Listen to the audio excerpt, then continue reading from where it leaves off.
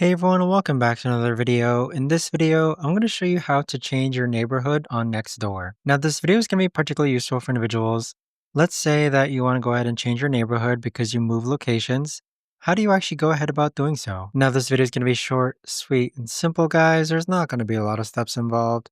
Now, in order to do this, what you're first going to do is click on your profile icon in the upper right hand corner. Next, click on Settings, then click on Account Settings. Now, on this page here, you want to go and scroll all the way down and then click on the pencil icon next to your current address. Then click on Street Address and enter your new address.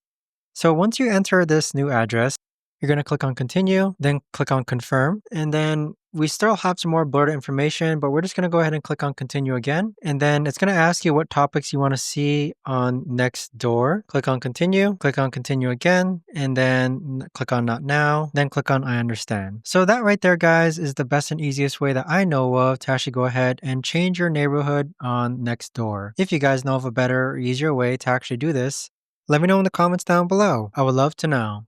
Thanks so much for watching, everyone, and I'll see you guys all in the next video.